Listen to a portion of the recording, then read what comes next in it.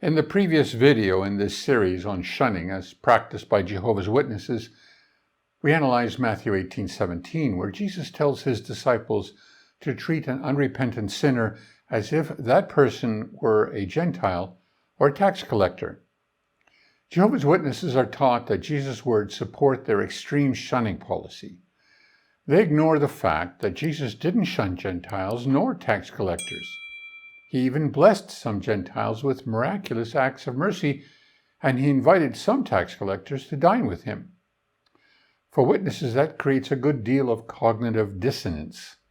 The reason for such confusion is that many still believe that the organization has this whole disfellowshipping thing down pat. It is very hard for the JW faithful to believe that the revered men of the governing body could be acting in bad faith, knowingly deceiving the other sheep of their flock. Perhaps most of the Jews of Jesus' day felt the same way about the scribes and Pharisees. They wrongly viewed these rabbis to be righteous men, knowledgeable teachers used by Jehovah God to reveal the way to salvation to the common people. The governing body of Jehovah's Witnesses has occupied a similar role in the minds and hearts of Jehovah's Witnesses, as this Watchtower quote shows. We can enter into Jehovah's rest or join him in his rest by obediently working in harmony with his advancing purpose as it is revealed to us through his organization. Watchtower of 2011, 715, page 28, paragraph 16. God's rest, what is it? But the scribes, Pharisees, and priests making up the body that governed the religious lives of the Jews back then were not godly men at all. They were wicked men, liars. The spirit that guided them wasn't from Jehovah, but from his adversary, the devil. This was revealed to the crowds by Jesus. You are from your father, the devil, and you wish to do the desires of your father. That one was a murderer when he began, and he did not stand fast in the truth, because truth is not in him. When he speaks the lie, he speaks according to his own disposition, because he is a liar and the father of the lie. John 8:43 and 44. That's from the New World Translation. For Jesus' disciples to break free of the control that the Pharisees and other Jewish religious leaders held over them, they had to realize that those men had no legitimate authority from God. They were in fact the devil's children. The disciples had to view them just as Jesus did, as wicked liars, intent only on enriching themselves by exercising power over the lives of others. They had to realize that so as to break free of their control. Once a person has been proven to be a deceitful liar, you can no longer trust anything he says. All his teachings become fruit of the poisonous tree, don't they? Often, when I've been able to show a willing listener that a teaching of the governing body is false, I get the disclaimer, well, they're only imperfect men. We all make mistakes due to human imperfection. Such naive comments are born out of an inbred trust that the men of the governing body are being used by God, and that if there are any problems, Jehovah will set them straight in his own time. This is wrong and dangerous thinking. I'm not asking you to believe me, no. That would again be putting your trust in men. What we all need to do is utilize the tools Jesus gave us to distinguish between those that are led by the Holy Spirit of God and those who are led by the spirit of Satan.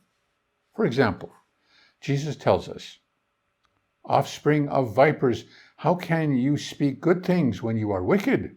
For out of the abundance of the heart the mouth speaks. The good man out of his good treasure sends out good things, whereas the wicked man out of his wicked treasure sends out wicked things. I tell you that men will render an account on Judgment Day for every unprofitable saying that they speak. For by your words you will be declared righteous, and by your words you will be condemned. Matthew 12:34-37. To repeat that last part, by your words you will be declared righteous, and by your words you will be condemned. The Bible calls our words the fruit of the lips, Hebrews 13:15. So let's examine the words of the governing body to see if their lips are producing the good fruit of truth or the rotten fruit of lies. We're currently focusing in this video series on the issue of shunning. So let's go to jw.org to the Frequently Asked Questions section and consider this topic. Do Jehovah's Witnesses shun those who used to belong to their religion? Use this QR code to navigate directly to the page we are examining on jw.org. If you read through the entire written answer, which is essentially a public relations statement, you'll see that they never actually answer the question being asked. Why don't they give a straightforward and honest answer? What we get is this misleading half-truth in the first paragraph, a nifty little piece of misdirection worthy of a politician dodging an embarrassing question. Those who were baptized as Jehovah's Witnesses but no longer preach to others, perhaps even drifting away from association with fellow believers, are not shunned. In fact, we reach out to them and try to rekindle their spiritual interest. Why don't they simply answer the question? Don't they have the backing of the Bible? Don't they preach that shunning is a loving provision from God? The Bible says perfect love casts fear out because fear restrains us. 1 John 4:18, New World Translation. What are they so afraid of that they can't just give us an honest answer? To answer that, we need to recognize that belonging to a religion means being a member of that religion, right? A naive person might read their answer on jw.org and be led to believe that if someone just stops associating with Jehovah's Witnesses, then there will be no repercussions, that they will not be shunned by family and friends because by drifting away, they no longer belong to the religion and so are no longer considered to be members of the organization of Jehovah's Witnesses. But this is simply not the case. For example, I don't belong to the Mormon Church. That means that I'm not a member of the Mormon religion. Therefore, when I violate one of their laws, like drinking coffee or alcohol, I don't have to worry about Mormon elders calling me up for a disciplinary hearing, because I'm not a member of their religion. So, based on the governing body's position as stated on their website, they don't shun a person who no longer belongs to their religion, meaning someone who drifts away. If they don't belong because they've drifted away, then they are no longer members. Can you be a member without belonging? I don't see how. Based on that, they are misleading their readers. How do we know that? Because of what we found in the Secret Elders Manual, Shepherd the Flock of God, latest edition 2023. If you want to see it for yourself, use this QR code. The source, Shepherd the Flock of God, 2023 edition, Chapter 12, Determining Whether a Judicial Committee Should be Formed. Paragraph 44, Those who have not associated for many years. The title of the paragraph I've just read proves the governing body is not being honest, because even those who have not associated for many years, that is, those who no longer belong to the religion of Jehovah's Witnesses because they have drifted away, are still subject to potential judicial action, even to being shunned. What about those who drifted away only a year or two earlier? The truth is, unless you formally resign, you are always considered as still belonging to their religion, and so you are always subject to their authority. And so you can always be called before a judicial committee if they feel threatened by you. I had not associated at all with any congregation of Jehovah's Witnesses for 4 years, yet the Canada branch still felt it necessary to form a judicial committee to come after me because they felt threatened. By the way, I didn't drift away. The governing body wants to convince its flock that members only leave for negative reasons like pride, weak faith, or apostasy. They don't want Jehovah's Witnesses to realize that many are leaving because they've found truth and have come to realize they've been deceived for years by the false teachings of men. Therefore, a truthful answer to the question, do Jehovah's Witnesses shun those who used to belong to their religion, would be, yes, we shun people who used to belong to our religion. The only way for you to no longer belong is to renounce your membership, that is, to resign from Jehovah's Witnesses. But if you resign, they will force all your family and friends to shun you. If you just drift away, you still must conform to their rules, or you may find yourself in front of a judicial committee. It's kind of like the Hotel California. You can check out, but you can never leave. Here's a related question on jw.org. Let's see if they answer this one honestly. Can a person resign from being one of Jehovah's Witnesses? This time their answer is yes, a person can resign from our organization in 2 ways. That still isn't an honest answer because it is a half-truth. What they leave unstated is that they are holding a gun to the head of everyone thinking of resigning. Okay, I'm using a metaphor. The gun is their shunning policy. You can resign, but you will be severely punished for doing so. You will lose all your JW family and friends. God's Holy Spirit does not guide his servants to speak lies and half-truths. The spirit of Satan, on the other hand, if you've used the QR code to access the entire answer on jw.org, you'll see that they end their answer with an outright lie. We believe that those who worship God must do so willingly from the heart. No, they don't. They don't believe that at all. If they did, they wouldn't punish people for choosing to worship God in spirit and in truth. To the governing body, such ones are apostates, and so must be shunned. Do they provide scriptural evidence for such a stand? Or do they condemn themselves by their words and show themselves to be liars like the Pharisees that opposed Jesus and his disciples? To answer this, consider last week's midweek meeting Bible study, Life and Ministry, number 58, paragraph 1. What if someone we know has decided that he no longer wants to be one of Jehovah's Witnesses? It can be heartbreaking when someone close to us does this. That person may force us to choose between him and Jehovah. We must be determined to remain loyal to God above all else. Matthew 10:37. So we obey Jehovah's command not to associate with such individuals. Read 1 Corinthians 5:11. Yes, we must remain loyal to God above all else. But they don't mean God, do they? They mean the organization of Jehovah's Witnesses. So they have declared themselves to be God. Think about that. They cite 2 scriptures in this paragraph. Both are utterly misapplied, which is what liars do. They cite Matthew 10:37 after stating that we must be determined to remain loyal to God. But when you read that verse, you see it isn't talking about Jehovah God at all. It is Jesus who says, "Whoever has greater affection for father or mother than for me is not worthy of me, and whoever has greater affection for son or daughter than for me is not worthy of me." Matthew 10:37. We learn even more by reading the context, something witnesses rarely do in their Bible studies. Let's read from verse 32 to 38. Everyone then who acknowledges me before men, I will also acknowledge him before my Father who is in the heavens. But whoever disowns me before men, I will also disown him before my Father who is in the heavens. Do not think I came to bring peace to the earth. I came to bring not peace, but a sword. For I came to cause division, with a man against his father, and a daughter against her mother, and a daughter-in-law against her mother-in-law. Indeed, a man's enemies will be those of his own household.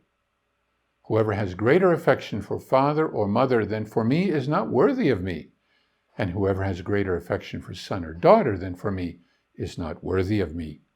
And whoever does not accept his torture stake and follow after me is not worthy of me. Notice that Jesus puts enemies in the plural, while the Christian who carries his torture stake and is worthy of Jesus is declared in the singular. So when all Jehovah's Witnesses turn against a Christian who chooses to follow Jesus Christ, who is the one being persecuted? Is it not the one being shunned? The Christian who courageously stands for truth is not shunning his parents or his children or his friends. He or she is like Christ in that they practice agape love by wanting to reveal truth. It is the shunners, indoctrinated Jehovah's Witnesses, who are the enemies Jesus is referring to. Let's return to examining the Life and Ministry Study, number 58, from last week's midweek meeting, to see what their words reveal about themselves. Remember Jesus' warning, by your words you will be declared righteous, and by your words you will be condemned. The paragraph from that study we just read ended with this statement. So we obey Jehovah's command not to associate with such individuals. Read 1 Corinthians 5:11. Okay, we'll do that. We'll read 1 Corinthians 5:11. But now I'm writing you to stop keeping company with anyone called a brother who is sexually immoral, or a greedy person, or an idolater, or a reviler, or a drunkard, or an extortioner, not even eating with such a man. What you see here is an ad hominem attack, a kind of logical fallacy. Someone who wants to resign from Jehovah's Witnesses because he wants to worship God in spirit and in truth is not a sinner, is not the sinner being described at 1 Corinthians 5:11. Wouldn't you agree? Liars use this logical fallacy when they can't defeat the argument. They resort to attacking the person. If they could defeat the argument, they would, but that would require them to be in the truth, not in the lie. Now we come to the real reason that the organization has chosen to compel their flock to shun anyone who simply resigns from the religion of Jehovah's Witnesses. It's all about control. It's an age-old pattern of oppression, and by stooping to it, the governing body has caused Jehovah's Witnesses to join a very long line of liars seeking to persecute the children of God. Jehovah's Witnesses are now adopting policies of the Catholic Church, which they once condemned. What hypocrisy! Consider this excerpt from the Awake magazine in which they condemn the Catholic Church for the very thing the governing body now practices. The authority for excommunication, they claim, is based on the teachings of Christ and the apostles, as found in the following scriptures, Matthew 18:15-18, 1 Corinthians 5:3-5, Galatians 1:8-9, 1 Timothy 1:20, Titus 3:10. But the hierarchy's excommunication as a punishment and medicinal remedy, Catholic Encyclopedia, finds no support in these scriptures. In fact, it is altogether foreign to Bible teachings, Hebrews 10:26-31. Thereafter, as the pretensions of the hierarchy increased, the weapon of excommunication became the instrument by which the clergy attained a combination of ecclesiastical power and secular tyranny that finds no parallel in history. Princes and potentates that opposed the dictates of the Vatican were speedily impaled on the tines of excommunication and hung over persecution fires. From the 1947 Awake, January 8th, page 27. Witnesses don't call it excommunication. They call it disfellowshipping, which is just a euphemism for their real weapon, shunning.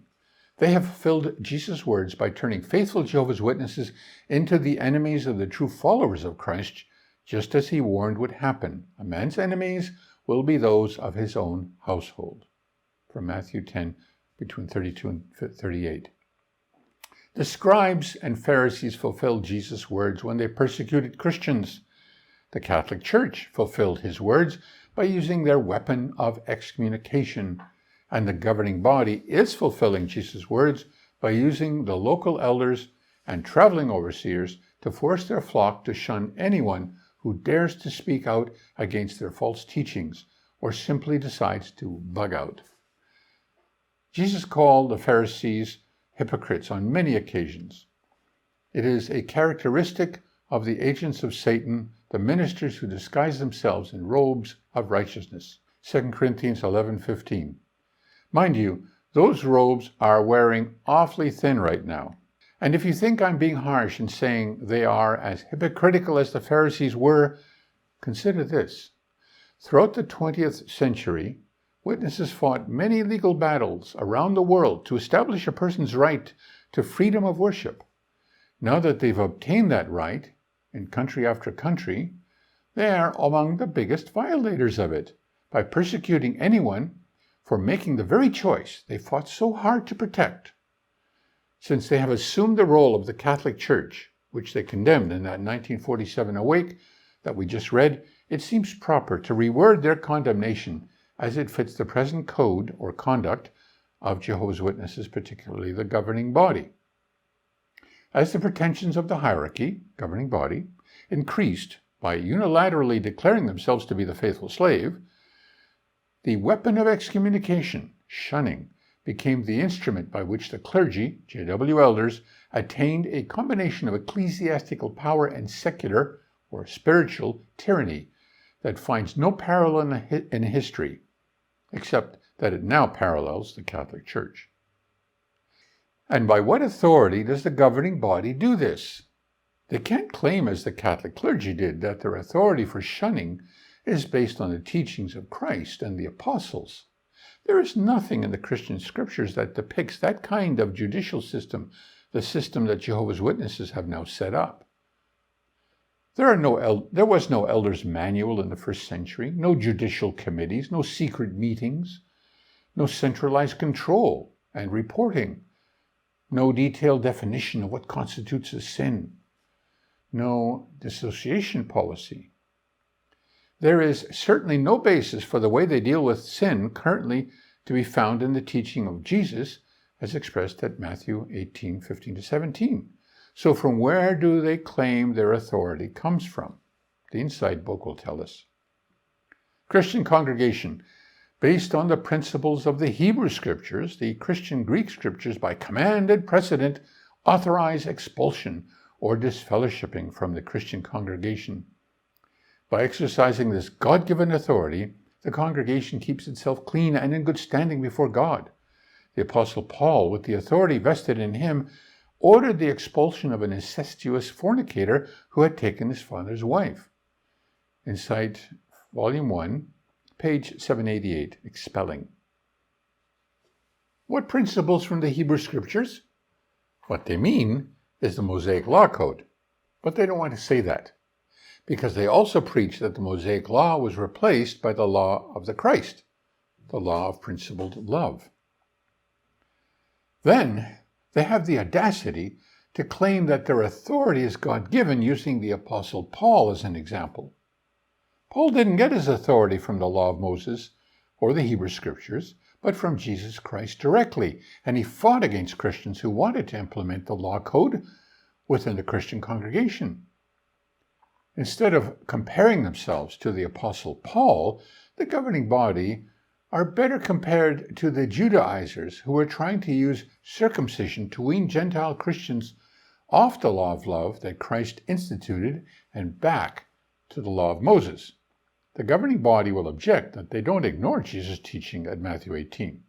Well, how can they? It's right there in Scripture, but what they can do is interpret it in a way that doesn't undermine their authority. They tell their followers that Matthew 18:15-17 only describes a process to use when dealing with sins of a minor or personal nature, like fraud and slander.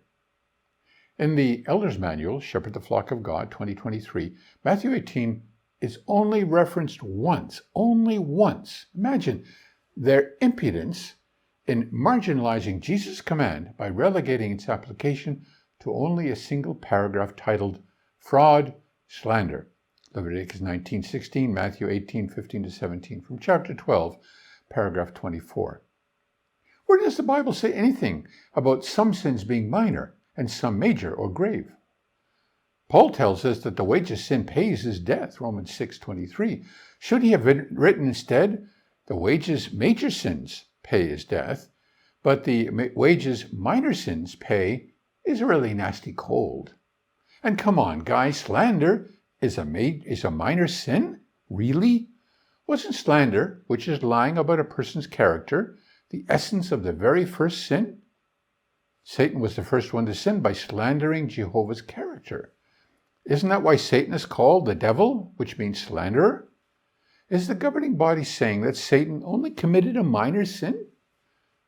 Once Jehovah's Witnesses accept the unscriptural premise that there are two types of sin, minor and major, Watchtower leaders get their flock to buy into the idea that what they qualify as major sins can only be dealt with by the elders that they appoint.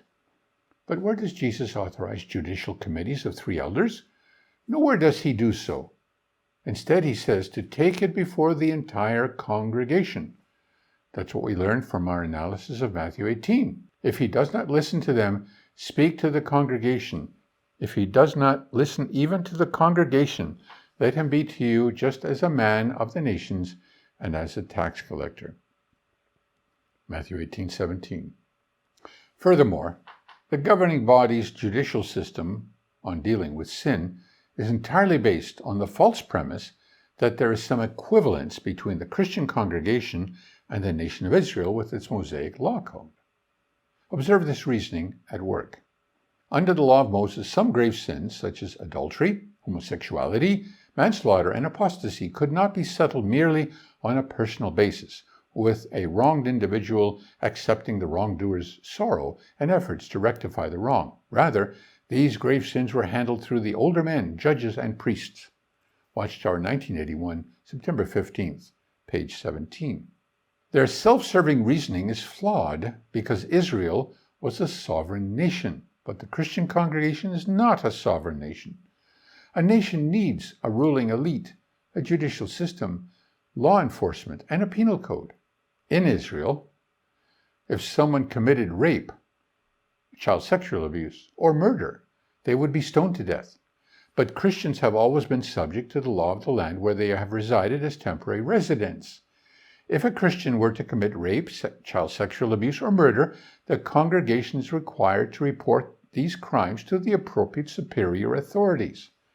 If the governing body had directed all the congregations around the world to do that, they would have avoided the PR nightmare they are now living and would have saved themselves millions of dollars of court costs, fines, penalties, and adverse judgments.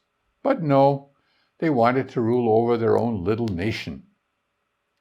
They are so sure of themselves that they publish this. There is no doubt that Jehovah's organization will be preserved and will prosper spiritually. From the Watchtower 2008, November 15th, page 28, paragraph 7. They even link the outbreak of Armageddon to their prosperity. How thrilling to know that by prospering and blessing his visible organization, Jehovah inserts hooks into Satan's jaws and draws him and his military force to their defeat. Ezekiel 38:4. From the 1997 Watchtower, June 1st, page 17, paragraph 17. If that were truly the case, then Armageddon would be a great way off, because what we're seeing in the organization of Jehovah's Witnesses isn't prosperity and blessing, but diminishment. Meeting attendance is down, donations are down, congregations are being merged, kingdom halls are being sold by the thousands. In the 15th century, Johannes Gutenberg invented the printing press. The first book to be printed was the Holy Bible. In the years to follow, Bibles were made available in the common tongue. The hold the church had over the spread of the good news was broken. People became informed about what the Bible really taught. What happened? How did the church react? Ever heard of the Spanish Inquisition? Today, we have the internet, and now everyone can inform themselves. What was hidden is now coming to light. How is the organization of Jehovah's Witnesses responding to the unwanted exposure? It's sad to say, but the reality is that they have chosen to deal with the situation much as the Catholic Church did back in the 1400s, by threatening to shun anyone who dares to speak out. In summary, what does all of this mean for you and for me? As we stated in the beginning of this video, if we want to continue to worship Jehovah God in spirit and truth, we have to overcome the cognitive dissonance or the mental confusion that comes from holding on to two contradictory ideas. If we can see the men of the governing body for what they truly are, we no longer have to grant them any say in our lives. We can ignore them and move on with our study of Scripture free from their influence. Do you have any time for a liar? Is there any place in your life for such a person? Will you grant a liar any authority over you? Jesus said, with the judgment you are judging, you will be judged. And with the measure that you are measuring out, they will measure out to you. Matthew 7:2.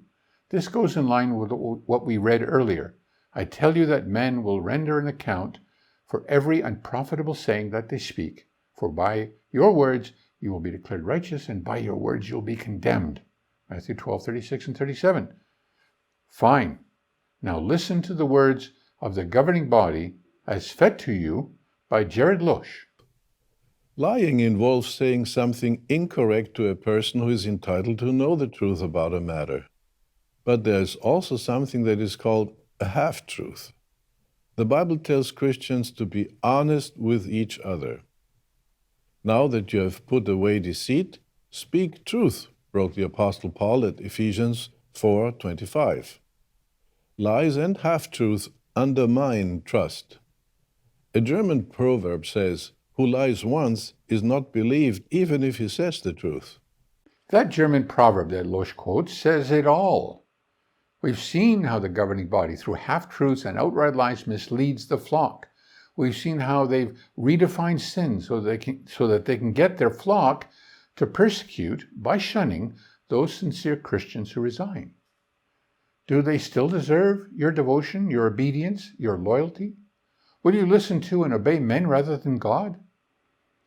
If you shun your brother based on the rules and judgments of the governing body, you become complicit in their sin.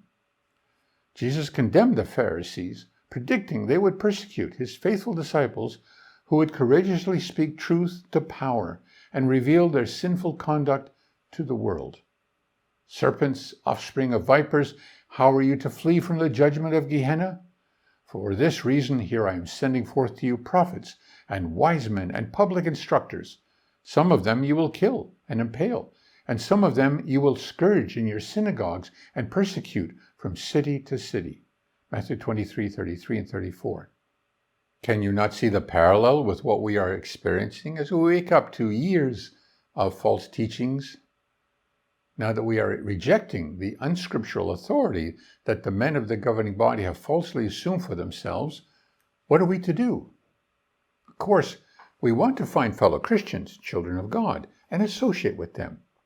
But we are going to have to deal with some who will use their freedom in the Christ to turn the grace of our God into a license for immorality, as Jude 4 states, happened in the first century. How are we to apply Jesus' instruction at Matthew 18:15-17 to every case of sin within the body of Christ, the real Christian congregation of the holy ones that we may encounter? To understand how to deal with sin in the congregation in a practical and loving way, we'll need to analyze what the inspired Bible writers did when similar situations arose in the first century congregations. We'll get into that in the final videos of this series. Thank you for all your emotional and financial support, without which we could not continue this work.